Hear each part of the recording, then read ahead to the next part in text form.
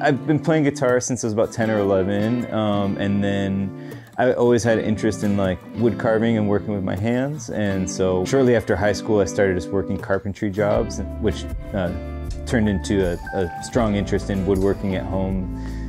And eventually, and I was always tinkering on my own instruments. I made some like cookie tin banjos and stuff, kind of in like my late teens. And then eventually I went to a school it's called Roberto Venn School of Luthiery, which it sounds fancy, but it's just a guitar building and repair school in Phoenix, Arizona. I'm a total guitar nerd for sure. I'm super into guitars, so I do love all the nuances of them.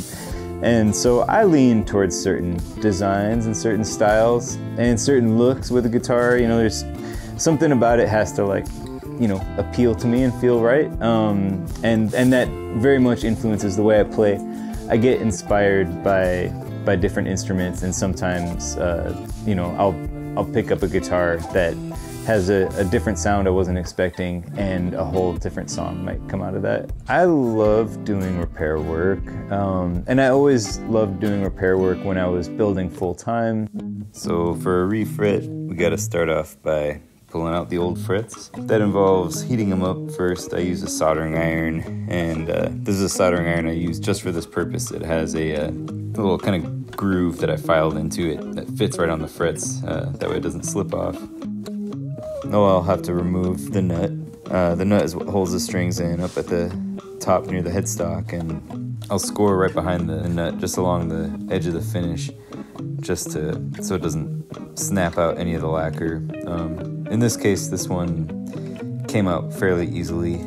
Sometimes there's a lot more that can go into it, but yeah.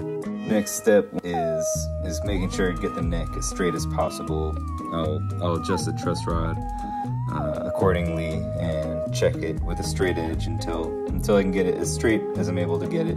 And then I use a metal bar with just some kind of coarse grit sandpaper to level out the fretboard surface, and then I can actually, you know, kind of sand it totally nice and flat just the way I want it. Gotta roll out the fret wire. I get it in long lengths. It comes straight, and then I put a curve into it to match the curvature of the fretboard, and then lay out the fret wire along the fretboard and just cut them over length. That's a pretty loose format. Just cut them a little long, and then hammer them in, clean up the ends, a whole ton of filing. There's about 500 more steps, and then voila, it's done. One really interesting thing for me about doing repairs, and specifically having like a open to the public repair shop, is the social nature of my work has changed tremendously, because building guitars in my backyard is a very solitary pursuit, you know, which I love. I love being quiet and alone and having that attention. Here it's hard to like work straight for 10 minutes without getting distracted.